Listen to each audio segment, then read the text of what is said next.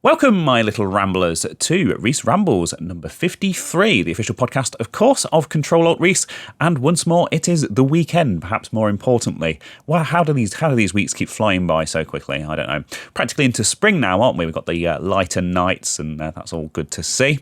My power at home is off at the moment, so I'm lucky I've got this studio space, and I'm lucky it's evidently not affected by the power cut. I'm sure I would have come up with something, but yeah, apparently it's going to be off for most of the day because they're digging up some underground power lines or something. Who knows? I'm going to be here all day working on stuff. Anyway, but yes, I just wanted to start with a very quick update on a story that I covered last week, because I've had some feedback on that, and I think it's quite important to talk about these things and to be open about these things. And it was something I was actually going to mention at the time, but time constraints and other stuff, and just kind of a desire to not be too negative about things kind of meant that I skipped over it, and that was wrong of me, and I shouldn't have done that. So I talked a bit about G Fuel, the energy drink that's aimed at gamers, and how they'd done a partnership with Atari and they'd released these flavours. And I just kind of reported on it as a story amongst a load of other Atari stories. Now, I didn't realise, I'd just come back from a trip away, as I mentioned last week, and I didn't realise that they'd actually done a lot of some very, very heavy-handed sponsorship with a load of Atari YouTubers, which I'd completely missed at the time. So the first thing is, I just want to point out that wasn't some kind of paid partnership or sponsorship or anything like that. I will always be very, very open about that kind of stuff. You know that if you've seen any of the ones that I've done on my main channel, and I've never done any kind of paid content or anything like that on this second channel. Haven't so far, and if and when I eventually do, I will make it very clear that it is that. But if you know me, you'll also know that I'm not really keen on that kind of stuff and sort of heavily advertising stuff anyway, unless it's stuff that I want. And I don't generally, I don't drink energy drinks. I drink far too much tea when I need to stay awake. And yeah, just to very sort of quickly cover that, I was sent a link to a story about them, some nasty goings on within that company, and how some staff had reported some wrongdoing and then been fired for their troubles, which of course is not good. Perfectly legal in their part of America, I guess, but not a good move for HR and stuff. I won't PR, sorry. And stuff. I won't bother linking to this. This isn't my place to sort of call them out and stuff. I also spotted, and this is the thing I was going to mention, last year on Twitter, that Mr. Weeble, the guy who'd done the Badger mushroom animation, which of course is a massive meme now, and one of these sort of long-lasting bits of internet culture. He had a falling out with them last year as well, because they'd covered their site in this Flash animation, all of his original artwork and stuff, and basically based a whole advertising campaign around it. And it turned out that they hadn't actually paid him for it, and rather than acknowledge any of that, they just very quietly took it down when they were called out on it. So yeah, not a company that I'll be working with, and probably not a company that you should be spending money with. And I probably should have been clear about that, but there we go. Anyway, let's move on to my first story of the week. And I'd like to think it's a bit more positive news, but again, it's something that's going to start on a slightly negative note. But it gets better, I promise. So a few months back, I mentioned that I'd started on a new game, and that game was called the Talos Principle 2, which is a sequel to a game that I played 10 years ago. And funnily enough, I'd been thinking about it for some bizarre reason over Christmas and looked into it, and it turned out that, yeah, the sequel had actually been released that week. So somehow it subliminally worked its way into my subconscious, their marketing evidently being very effective. And of course, I wanted to talk about the fact that I've completed that game this week. So just as a very quick refresher, it's a puzzle game. It's based around this kind of robot society. It's a bit of a kind of a spoiler, but it's all kind of unveiled within the first few minutes of the game, so not too much of a spoiler. And of course, it's all in the trailer as well. And yeah, it's a puzzle game. So the whole point of the game is that you've got these little self-contained puzzle environments that you go into. It's all in first person. You've got to connect these lasers up to these receivers, and you've got to move various bits around and teleport to places and make holes in things. And I'm not explaining it very well, but it's a great game if you're into puzzle games and stuff that's really going to sort of make you think. And it's a great game for people like me who don't have a huge amount of time in the evenings, because you can just sit down for half an hour and just kind of tackle a puzzle or two and get on with it. There are some slightly longer kind of story elements. And that's one thing that they have added over and above the original game from 2014. They've kind of really expanded upon the story and stuff. And actually, I think they did a great job of that. It incorporates elements of like Greek and Egyptian mythology and stuff like that. And it's all quite tied in quite nicely. A bit heavy-handed at the beginning with the religion and the politics and that kind of stuff and the ethics, but it does all make sense in the end, the way that the story kind of unfolds. And yeah, just wanted to say that I really enjoyed that game. And if you liked Portal and Portal 2 particularly, it's very much along the same vein, and very much kind of the same concept in that the original game is kind of much smaller in scope, and then the second game they kind of go all out in kind of expanding it upon the universe and the story and everything else that's connected with that. And the reason I mention that is because that segues quite nicely into my second story for this week, or I guess it's my first story, isn't it?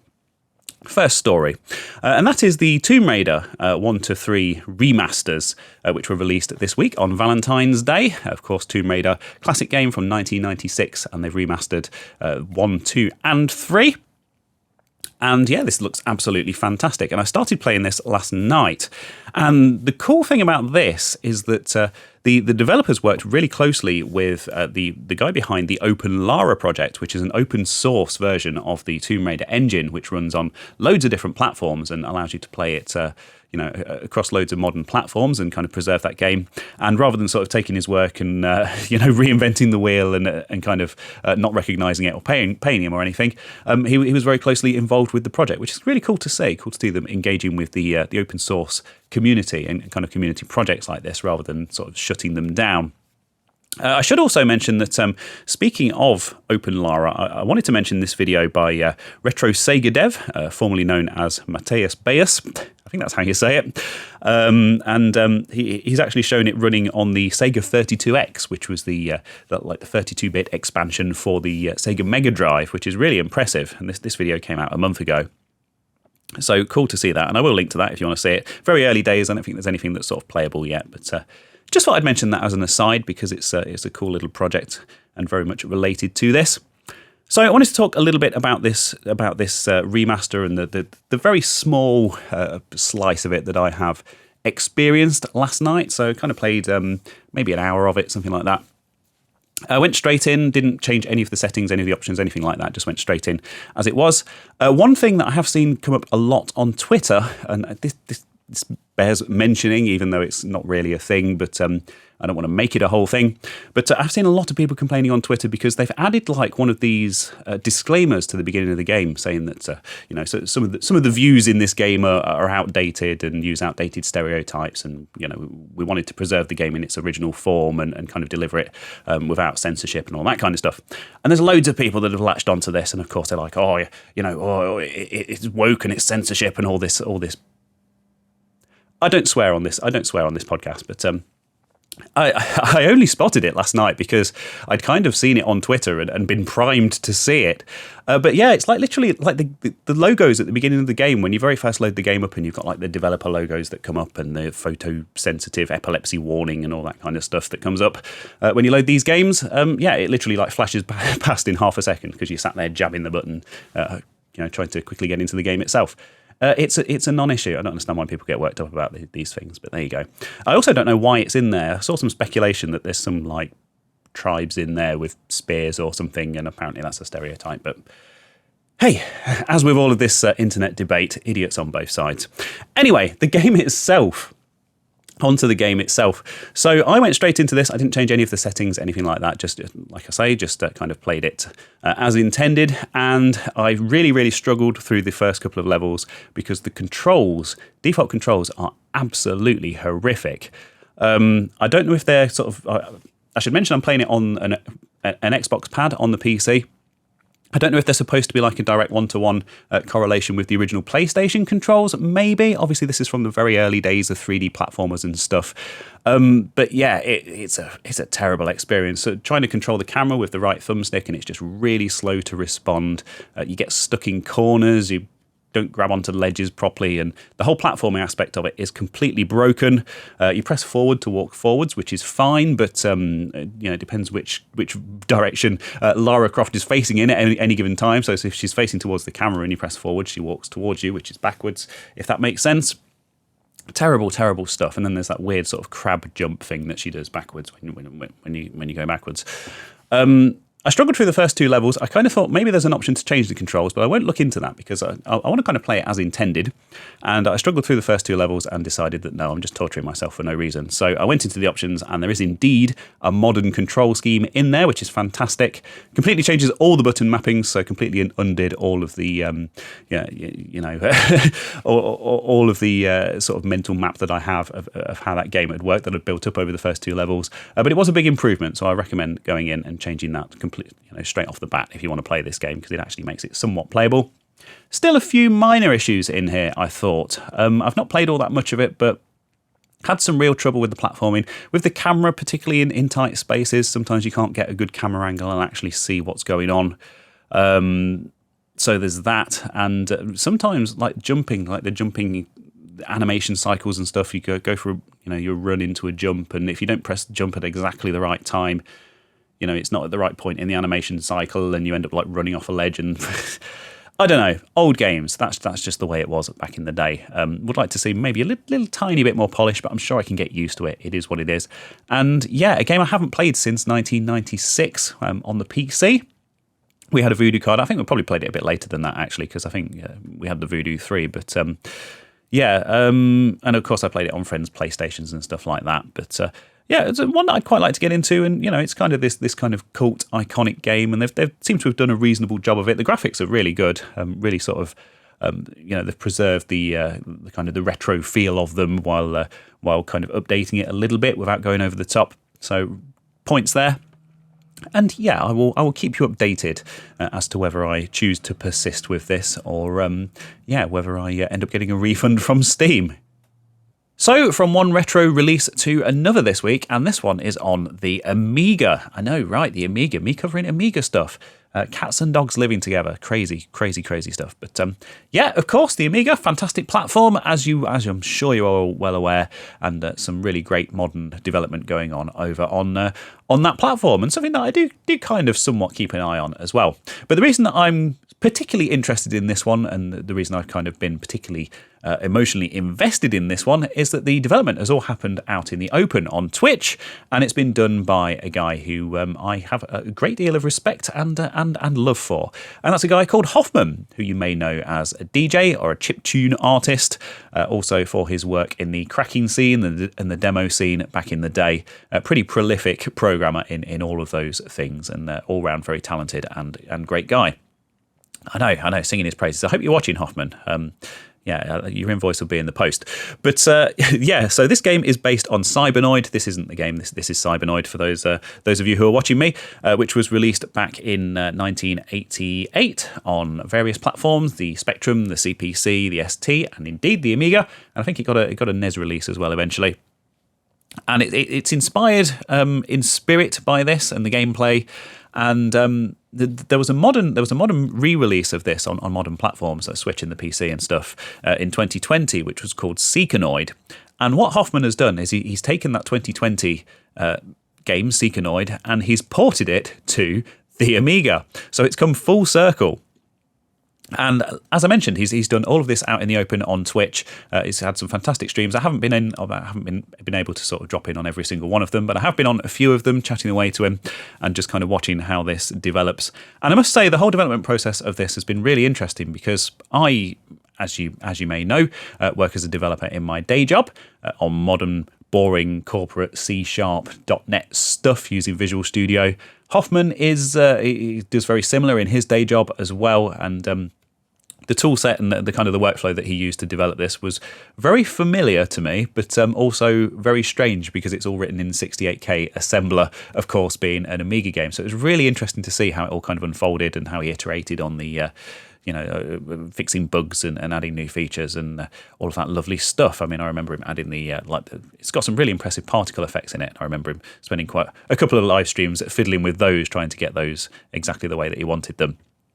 And yeah, this has eventually resulted in a proper release. I have played this game. I played it at the Cave earlier last year. I played kind of an early version of it. Really fun twin-stick shooter. And as far as I know, it's his first big box commercial game release. And of course, big box commercial game releases on the Amiga nowadays are, they're not unheard of, but they're certainly a special thing to be celebrated. So this is available for pre-order now. The game is finished. This isn't a Kickstarter or anything like that. It's fully going into production. It's a big box game with a proper manual, a proper CD soundtrack available as well separately. And of course, it's Hoffman. He's a legendary music composer as well, chiptune artist. So the soundtrack is banging and well worth having. And here it is. Yeah, it's available from Thalamus. And of course, I will link to this in the usual places, as well as all of the other stuff that I cover in this ramble. Of course, you know the format by now. But yeah, just wanted to give a big shout out to that because it's a great game from a great guy. And I think this kind of modern development should be supported and should be celebrated. So there you go. That's Cecconoid on the Amiga. Pre-order now, $14.99 for the basic version, up to $44.99 for the massive version that comes with everything, including a T-shirt and a kitchen sink, I think, and a copy of the game on floppy disk, of course, so you can play it on your original hardware. And that will be shipping in April 2024. So, big news in the world of restoration this week. Restoration and recreation, of course, preserving all those old games that are lost to time. And this platform is one that was pretty much designed from the outset set to be ephemeral and not to stand the test of time with no kind of physical media releases, and perhaps an important lesson for modern downloadable games and storefronts and that kind of stuff as well. An important lesson from the past. Let's stop waffling. Let's just get straight into the story. So this is a video on Did You Know Gaming? Really, really great channel. This.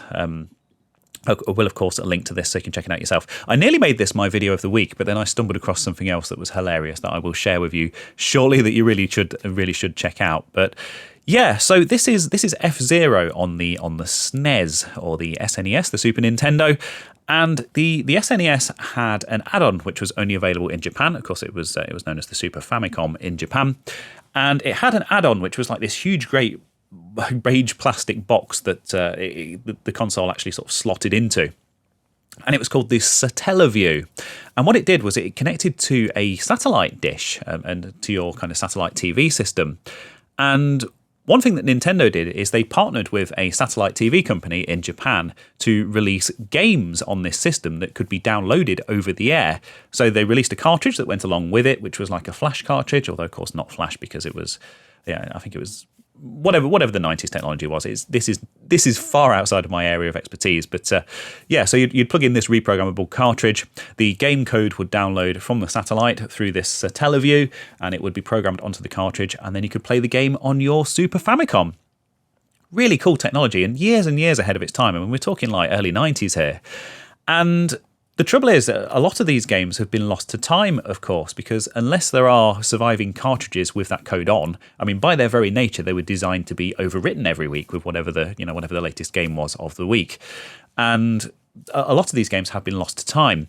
And you may be familiar with the F-Zero series of games on various Nintendo consoles. Really, really awesome, space-based racing game. One of my favourites, one that I've kind of fairly recently discovered, I must admit, on the N64, but obviously gone back and checked out the older installments in the series as well. And it turned out that there were two of these F-Zero games which were released exclusively on the Satellaview. There were basically two kind of track packs for the original F-Zero on the SNES or on the Super Famicom. And the first one has been found. Someone found an old cartridge with the code for that game on, and they've dumped it all, and it's all been preserved. But the second one was known about because there were recordings of the broadcast that went along with it, but no recordings of the actual raw data that was transmitted across the satellite. And what's happened is there's been this huge preservation and recreation effort. And what people have done is they've gone back to the original broadcast footage, and they've gone back to the original code that they do have from the other version that was released, and they've found like lost tracks that are buried in the original version and in this other version, and lost bits of art and graphics and stuff. And they've pieced the whole thing back together. Now, this isn't a direct dump of the original thing. It is a recreation, but it is pretty much a pixel-perfect recreation based on the exact same original technology and everything. So, a very cool thing to check out. And, of course, it's been released. If you have something like a Mister or a modern SNES emulator which supports the Satellaview games, then you can download it and you can check it out yourself. But the whole story behind this is absolutely fascinating. It goes into a load more detail that I can't cover here, and I don't really want to cover here because I don't really want to sort of take away from this 12-minute long video on Did You Know Gaming. where they really go into the whole backstory of not only the technology behind this, but also these games and how they're kind of being preserved and being recreated, and how people are creating specific tools. People from the tool-assisted speedrunning community repurposing tools to kind of recreate and rebuild these games from scratch. So really cool thing to see. I enjoyed this video a lot. It enlightened me a lot on a subject that I was kind of vaguely aware of, but didn't know a huge amount about. And it's just great to see this old lost media being sort of rescued and brought back to the fore and made available. So I thought I would point you all in the direction of that. Of course, I will link to that in the usual places. And yeah, the Super Famicom and the Satella, whatever it's called. Satellaview, that's the one. We're getting there, we're getting there. Now, let's cover some Atari ST stuff. And notice I say stuff and not news, because this isn't a brand new project, but it's something I wanted to shine a light on. And it's something that was very kindly pointed out to me by a good friend of mine. So this was posted over on More Fun Making It Discord server. If you're familiar with Lee from the channel More Fun Making It, he does hardware repairs and restorations and works on a lot of like Spectrums and cool stuff like that. Definitely worth checking out. Really great guy, Lee is, and he's a very good friend of mine. And speaking of good friends of mine and good YouTube channels, this was actually posted by Glenn, who tagged me in it. Glenn has his own YouTube channel called CRG, which, again, you're probably familiar with if you move in the same sort of circles as me, but well worth checking out. And, of course, I will link both of those channels in the usual places. But yeah, Glenn's usually an Amiga guy, and this came up on his radar, and he decided it would be of interest to me. And he was absolutely right, because this is right up my tree, and I wanted to share it with all of you. So, like I say, not a brand new project, but this is a project to build a brand new microATX motherboard for the Atari ST. So it has the Atari ST custom chips on it. So I guess you would need a donor machine to actually get those from. Kind of builds upon and adds some nice modern niceties and things like an IDE interface and stuff that the ST didn't originally have, and packages it all up really nicely in a microATX form factor, so you can stick it in a modern case. And this really drew my attention, because I'm actually fiddling with a microATX machine at the minute, which has died on me, and the thought did cross my mind that maybe I could shove one of these in it. So yeah, this is on a website called chilichai.com, and this is Chili Chai's attempts to modernise and kind of improve and polish a bit of an ongoing and a bit of an older project from a user called Angel X on the Atari ST Polish forums, atari.org.pl. And yeah, it adds some nice kind of modern touches. It's got an IDE interface, so you can use compact flash cards and the usual obviously IDE to SD adapters and stuff to put all of your games on. Loads of great games out there that have been adapted to work with hard drives, of course, for the ST, which would work just great on this.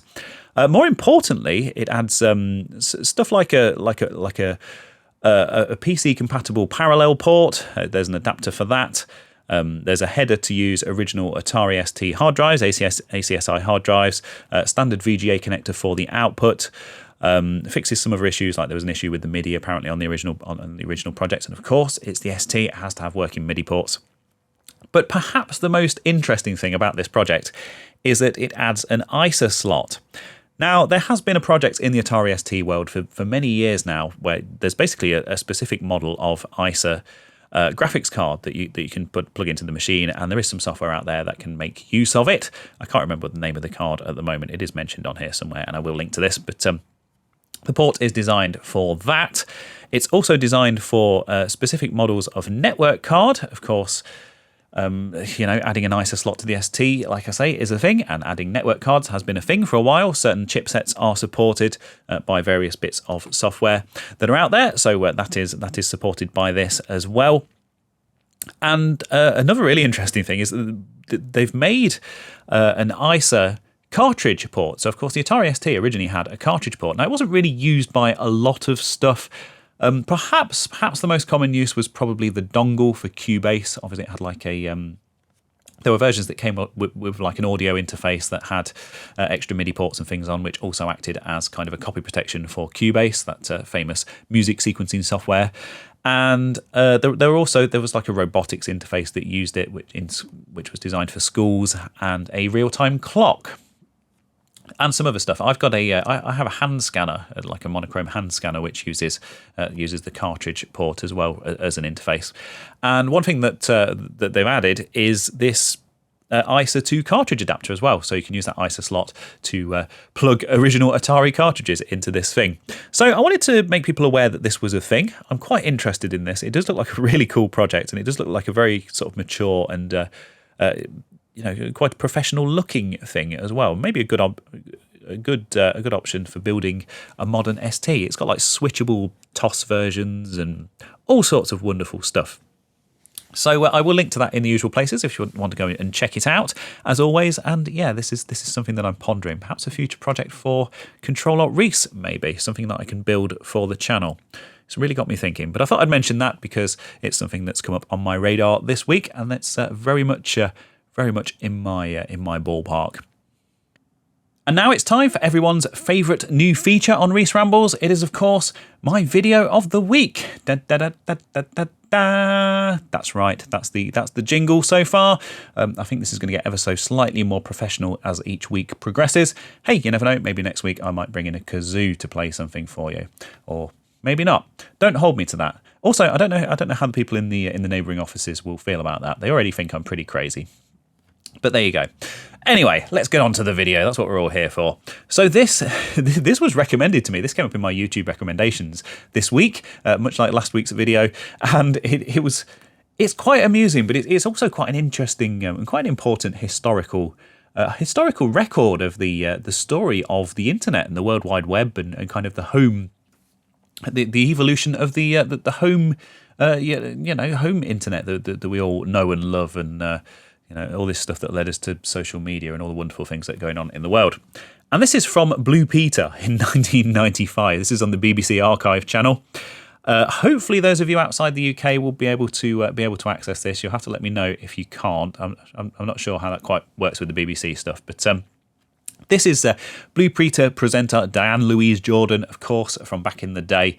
Remember her very well. This was very much my time. If you're not familiar with this show, by the way, it's a kids show. I think it's still on today. It's been running since like the 1950s or the 1960s. It's like one of the longest running shows on the BBC.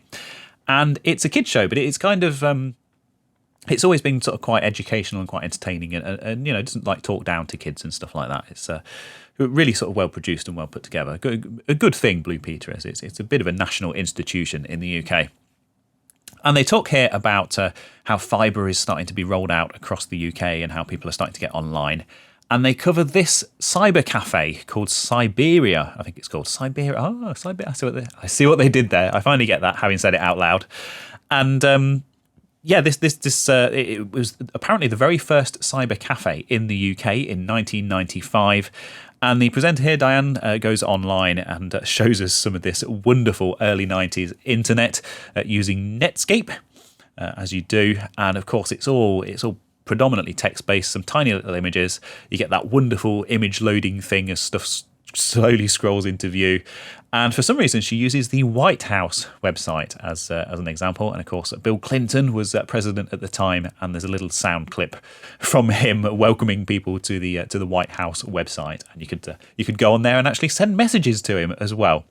Definitely a far more innocent time, but really fascinating to see. And 95 was probably around the year that I first went online as well, because my dad worked for an American business, or he ran the European operation of an American business, and they were very insistent that he was online and had access to email and stuff very, very early on. So we were very lucky to have AOL at home, which was all provided and paid for by them, and that very, very slow 28K modem.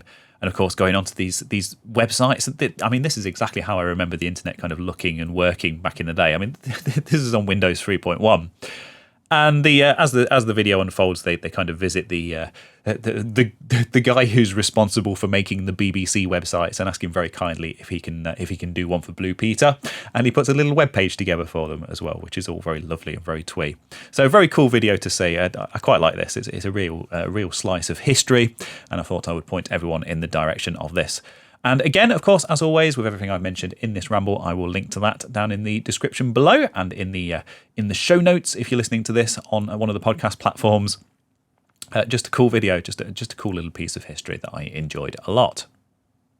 And there we go, torturous and overdone cliches, analogies, and turns of phrase aside, that's the end of this week's ramble. I think I just about survived given my man flu. Yeah, I told you I'd soldier on, and I did, and I'm very proud of that. So over on the main channel on Control-Alt-Reese, I spoke to Sean from Action Retro. Had a fantastic time talking to him this week. Go and check out that video if you haven't already. Really surprised with how well that one's done, actually, considering it is an interview video. It was loads of fun, and that does come across in the video, which is fantastic. I know I mentioned last week that I was about to go in to sit down and record that, and I wasn't quite sure what to expect, but came out really well, and turns out that we have a huge amount in common, and yeah, that we have a very similar sort of approach and outlook on life, which was great. And yeah, definitely not the last time I'll be talking to Sean, and hopefully we're working together on some stuff at some point in the future as well. I also released that on the podcast platforms as a kind of a bonus ramble. If you want to listen to the audio version of that, I did add some extra bits for the YouTube release, just some clips of some of the things that we talked about. But you want to listen to that on your usual podcast platforms, that is there, and I will of course link to that and the video and everything else. But I'm done for this week. I'm off to go and record some stuff with the big pile of things on the table behind me that I think I'll keep quiet and keep to myself for now.